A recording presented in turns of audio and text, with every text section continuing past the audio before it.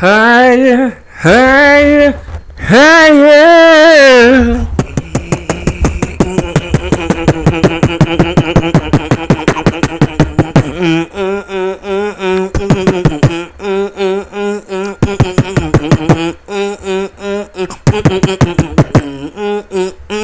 Let's take it. Let's take it. Let's take it. Let's take it. We gon'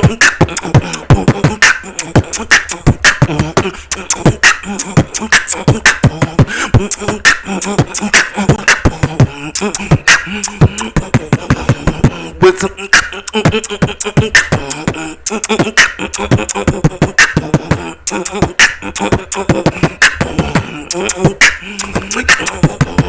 we going higher on the case for we going higher on the case for we're gonna get it elevated to the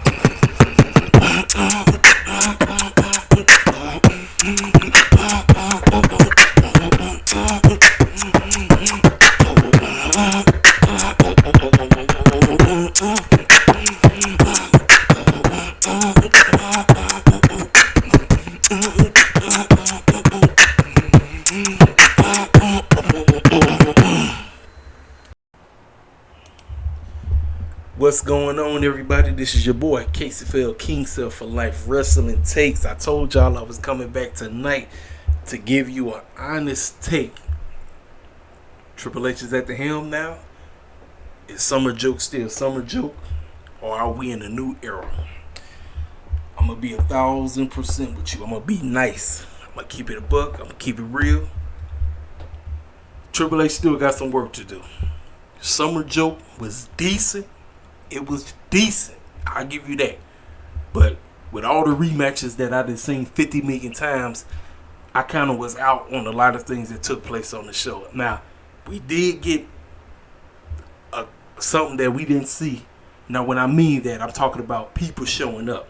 I'm not talking about results. I'm talking about people who showed up.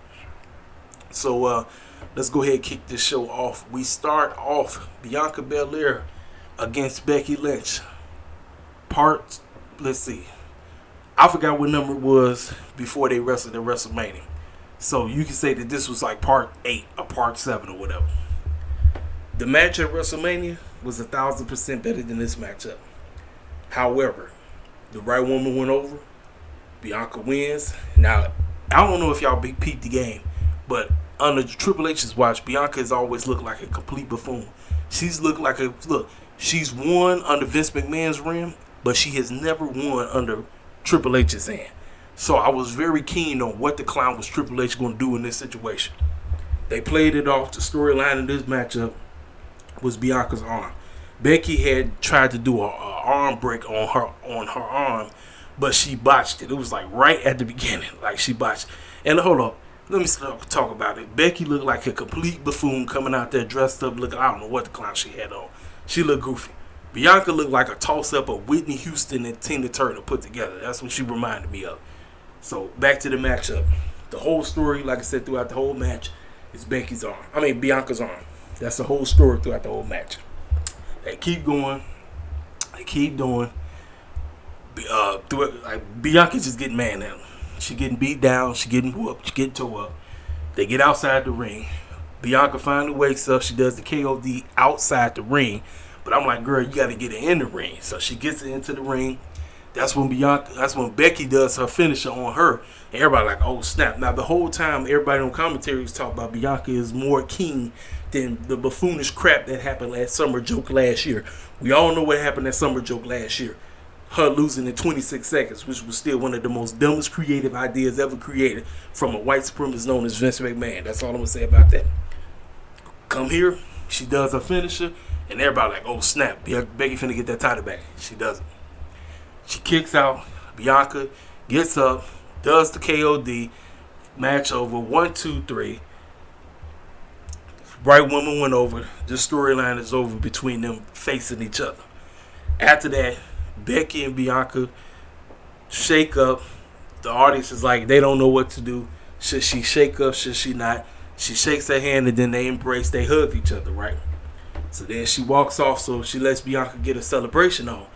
Next thing you know, you hear Bayley's music going off. Now, I've been hearing a whole lot of rumblings about Bayley popping up, so it wasn't surprising about Bayley popping up. But it was good to see her. She looked great. I'm glad she's back. As soon after she comes out, Bianca looking like she getting emotional, like, girl, where you been at? As soon as she comes out, Dakota Kai's music hits, and I'm sitting up here saying to myself, oh, snap. Tony Khan, Triple H is knocking at your door when it's concerning the women's division.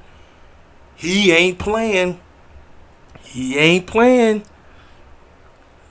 As soon as Dakota comes out, right behind Dakota comes a new name change, formerly known as Io Shirai. She's going by Io Sky. The entire crowd went crazy. Everybody marked out. So I'm like, is this like a little faction with Bianca, Dakota Kai, and Io Shirai? Now, Bianca looked like she's scared because she knows she finna get jumped. The three of them get in the ring, and she like, let me put my big girl pants on. I don't want to cry. And like, oh snap. Becky gets back in the ring, and I'm like, wait a minute. Is Becky finna form an alliance with Bianca? And I said on Twitter, if you can't beat them, join them. After the match, that segment right there was excellent. I liked that segment, and I said, Tony Khan, you have been put on notice.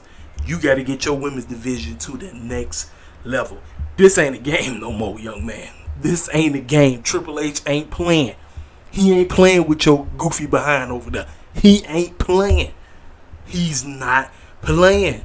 I said the Raw Women's title picture just got very interesting. I don't even look at Raw like that.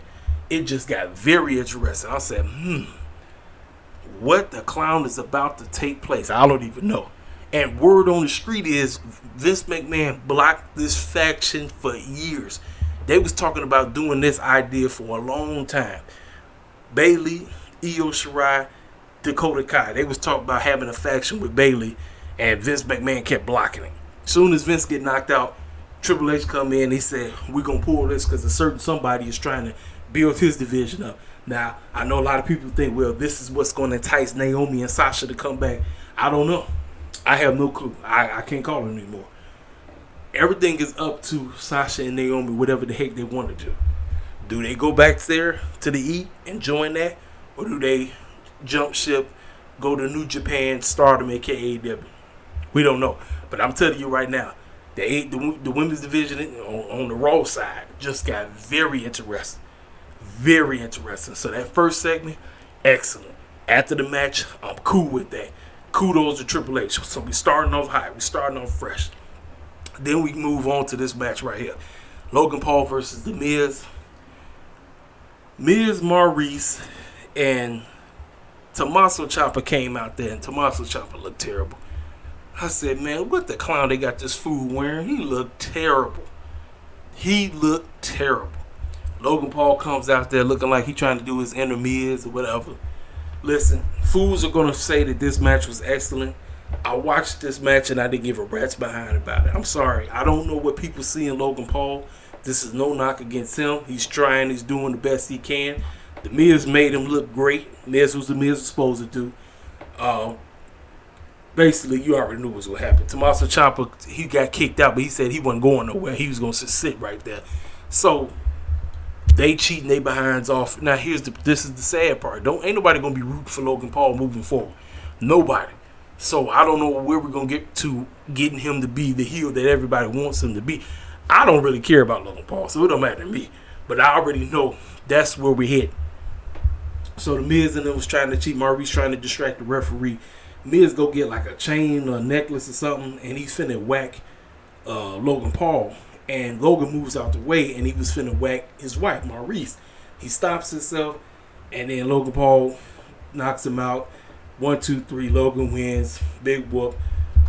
Listen, I believe probably going to WrestleMania WrestleMania 39. I think it might mess around to be Logan Paul versus Pat McAfee. I just feel like that they're gonna set that foolishness up. I don't know how we're gonna get there, but I feel like we're gonna set that up. Next, another rematch: Bobby Lashley versus Austin Theory, U.S. Championship match. If you look, this match was over like 1, 2, 3. Bobby Lashley put him in the Almighty Lock. Match over. Theory really didn't do anything. He didn't do nothing. He didn't do anything, and I was like, okay. So they showed the maximum men exposure, whatever they call it. So they was doing a commercial for Pure Life, which just looks stupid. I'm like, Vince. I mean, Triple H, you need to kill that. Just get rid of it, man, because it's not popping.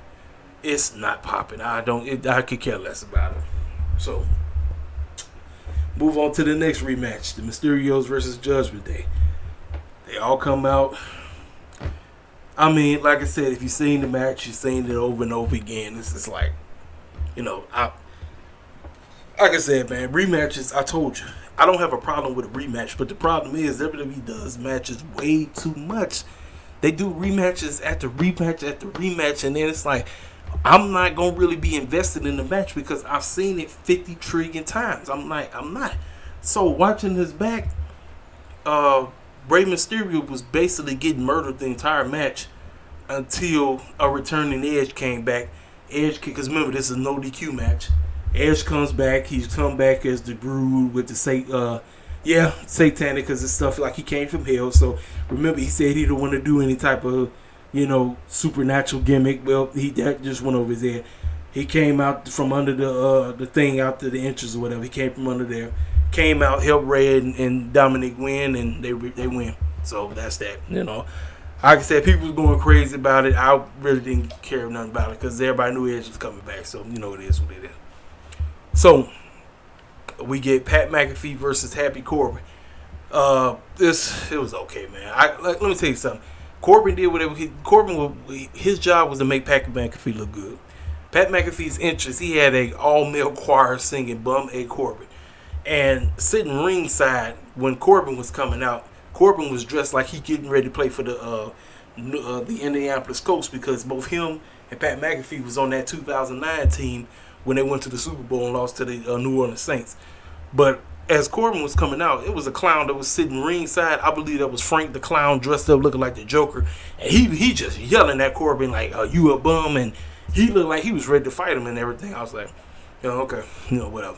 So, like I said, Corbin's job was to make Pat McAfee look good. And Michael Cole, I got to give Michael Cole props. Michael Cole was on fire. He was on fire. Corbin went over there messing with him. That's his guy. He going to root for Pat McAfee no matter what. And I said, like, hold up. Like, he went over there. He even pushed Michael Cole. And I was sitting up here saying to myself, oh, snap. Like, are we trying to get Michael Cole involved with this? So, Pat McAfee beats Corbin, did the job, did what he was supposed to. Like I said, I didn't really think too much of the match. It was okay. What I'm saying, but I really didn't think too much. So after this match, Drew McIntyre comes out. He addressed the crowd. He talks about whoever wins between Roman and Brock does not matter. He's going to defeat them at Clash of the Castle. And there was a young man named Cole sitting up front. He got the whole audience to pop his name. He made that young man's whole night. Like that young man wasn't thinking that he was gonna go to Summer Joke and the entire arena be screaming his name. Didn't think that. So kudos to Drew McIntyre doing that. It is what it is. So now we move on to this situation: the Usos versus the Street Profits for the Undisputed Tag Team Championships, with Jeff Jarrett as the special guest referee. The Street Profits come out to the Tennessee Titans cheerleaders, leading them out. They come out, and everybody on commentary says that Montez looks like he's ready to move on and he's this and that. Usos, they come out, day ones, all that. Day ones come in there. I've seen this match 18 trillion, thousand, billion, gazillion times. And things didn't pop up until what everybody was hoping. Everybody was hoping that the Usos lost. Everybody kept wondering, like, what's going to pop off. So, we already knew what was going to happen. Montez thought he did the frog splash on him. But when he did it, he hurt his ribs, so he took 50,000 years to get over to try to pin. I don't know if it was Jimmy or Jay. He was trying to pin one up. And Jeff Jarrett took like 50 years to pin him. And he got to the 1-2, and then when he went for the 3, he kicked out. So then he was yelling at Jeff Jarrett like, man, why you take 50,000 years, man? And so he just going off, going crazy. So he go to tag in Dawkins. Dawkins is tag in, but then the Usos end up knocking out Montez. Montez got knocked out where the barricade where the fans was. So you already knew what was going to happen. Dawkins gets the double move on him. Montez tries to hop in there, but it's too late. 1, 2, 3. Street Profits lose. Usos retain the titles. And sitting in the ring after they walk off, both of the dudes, Montez and Dawkins, are just sitting in the ring, and they just look disgusted. So obviously everybody thought the heel turn was going to happen. It's not happened yet. And I got a feeling Dawkins is going to be the one to turn. So you have to tune in to Monday Night Raw to find out what's going to happen, because they can't go for the titles no more. They can't. So that's that, So we move on to the SmackDown Women's Title match, and I'm gonna be 1,000% with you. This wasn't good at all. They tried, Liv and Ronda.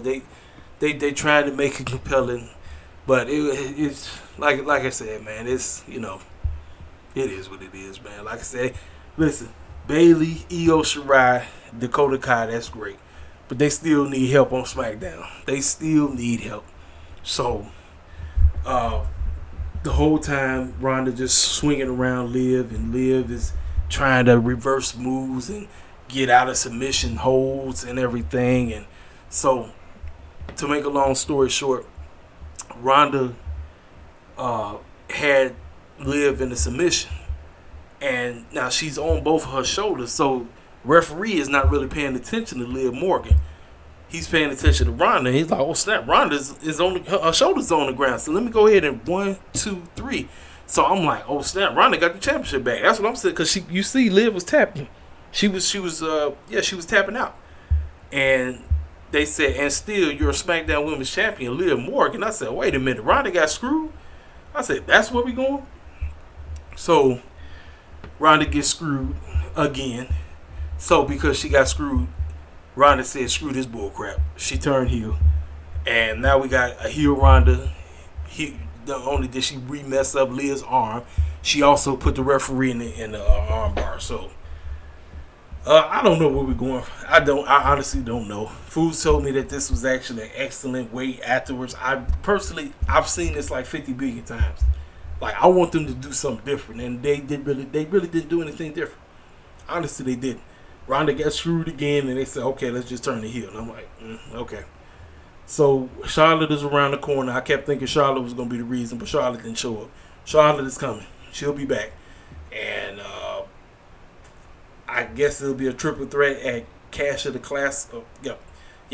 Castles, and that's where Charlotte will get the championship back. I guess. I don't know, man. I personally don't know, and I really don't give a rat's behind, but it is what it is. So we move on to the main event. Now, this is another rematch that I've seen 5 gazillion, trillion, billion, point zillion, hillion, quadrillion times.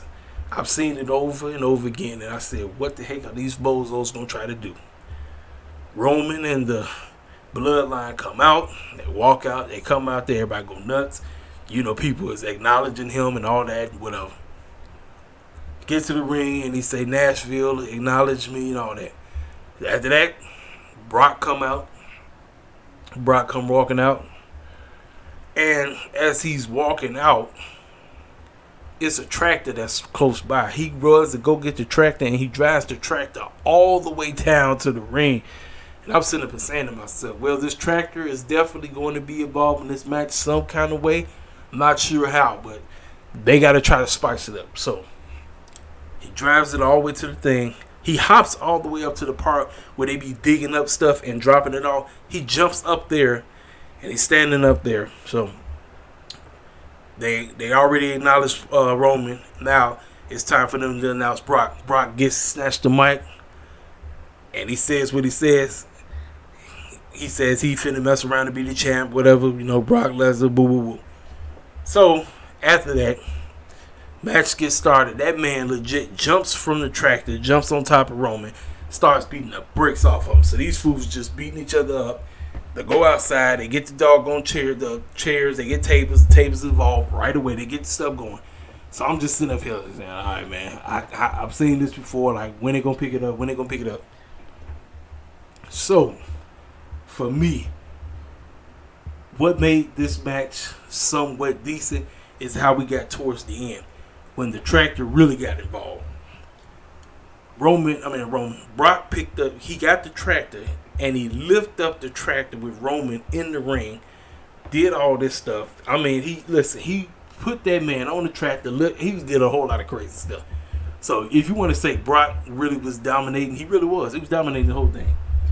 So, with all the drama going on, the Usos found a way to come out there. They tried to help this man out. They tried to help him out. They got jumped. Paul Heyman was vulnerable. And everybody been wanting to see Paul Heyman get beat down. Well, it happened, ladies and gentlemen. Brock Lesnar F5 Paul Heyman. And I got to say, you know what? I think for me, outside of the ring getting lifted with the tractor, Paul Heyman going through a table was the spot for me. I can't get, listen. Just to see Paul Heyman get jumped, that's excellent, because that's what you want to see. You want to see all that fool do is just run his mouth, talk. That's it. That's all you know how to do. He can't do nothing. He can't fight for himself. All he got to do is just run behind Roman. Matter of fact, he even tried to get the man because Roman was beat down. Roman was tore up. Brock tore Roman up. He tore him up. Paul Heyman was, before he got thrown through the tables, he tried to hand them both championships. There, here, you can have them. You're the champ. Go ahead, run around, you undisputed champ, blah, blah, blah. You know, and then that's when he threw him to the table. So with all that stuff going on, that's when Roman was able to get back up. Then the both of them get laid out. Here comes Austin Theory. He comes out. I said, oh boy, he gonna try to cash in. But then I see Brock standing up, and I said, man, it's not gonna be a successful cash in. So as he tried to give them he tried to give the referee the briefcase. Brock Lesnar F5'd him, laid him out. I said. So, it was not a successful cash in because he didn't cash in yet. He still has the briefcase, ladies and gentlemen. So that tells me we're going to hold this thing all the way until Clash of the Castle out there in Drew McIntyre's backyard. And that's when he's going to cash in. That's what I feel like. I feel like they're going to do that. That's what I feel. So, with all that going on, the Usos, they finally got back up. They started knocking out Roman. They started knocking out Brock. And Roman started to knock out Brock. And they told the referee to get the counting. Brock stands back up. Knocks him out again. Try to count. He wouldn't stay down. They knock him out again. He wouldn't stay down. This fool would not stay down. I'm talking about, listen, you talk about sports entertainment. This match was sports entertainment to the fullest. You had your beatdowns, you had your crazy cartoon clown comedy act going on. Everything you wanted. Sports entertainment controlled everything about this match. I mean, they tried so many things. Roman was so freaking frustrated. He hit the man with both championships. He had enough. He said, I'm tired of this. So what they did was, after they laid him out, they put the tables on him. They put chairs on him. They lift up everything because they wanted to keep that food down. And it took all of that stuff. It took all the Usos, Roman. It took all of that just to lay that. I forgot. Roman even beat him down with the briefcase. He took the briefcase and just whacking back. And it so many things wasn't working until that final blow. And that final blow was what did it. And then they put all the tables on him. They put all that stuff. And that was it. Match over. Reigns retains. Michael Cole was acting a complete fool on commentary, but he sounded natural for a change. And I got to give Triple H props on that. So, ladies and gentlemen, I'm going to be 1,000%. Was Summer joke not a joke? Not really. It was a joke, but it wasn't a bad joke. It was a very decent pay-per-view. Very decent. And I'm going to say it right here. My final grade for the show, honestly, my final grade for WWE Summer Joke 2022 is a 7 out of 10. It's the same exact score that I gave Death Before Dishonor last Saturday. Now here's the deal. Death Before Dishonor was a better wrestling show overall. However, WWE with the new production with Triple H at the helm giving us a little taste of what may possibly be with the Raw Women's Championship picture. I'm like, we get somewhere, something different. And then the way how the main event ended, all the stuff, all the crazy chaos and everything that took place, I'm like, you know what? There might be hope. There could be hope. You know what I'm saying? I ain't ready to jump all the way back in, but I'm here to give you an honest, unbiased review, and that's exactly what I said I was going to do. Like I said, the show wasn't bad all the way. Like I said, I just wasn't feeling all those rematches that I've seen. I've seen them over and over. Like, if you see something over and over again, you're not going to be excited for it. You're just not. You're not. And I understand that Triple H, this is what he had to work with, but still, come on now. Come on. But we got Monday Night Raw and SmackDown to look forward to. I will be watching them. I'm like I said, I'm not back to the full reviewing of both shows yet. But if things continue to move up, maybe I might do it. Maybe I might find a way to come back and start reviewing Raw and SmackDown on a full basis, just like how I do Dynamite and Rampage. But that's that, ladies and gentlemen. 7 out of 10. That's my final grade. Summer Joke 2022. That's it. We moving on. Oh, I forgot to talk about it. Matt Riddle hijacked the show. Matt Riddle came out there and he said, you know what? I was, quote unquote, not cleared to wrestle. Thank you, Seth Rollins. But you know what? I'm here. And Seth Rollins, you don't get your butt out here so I can beat you down.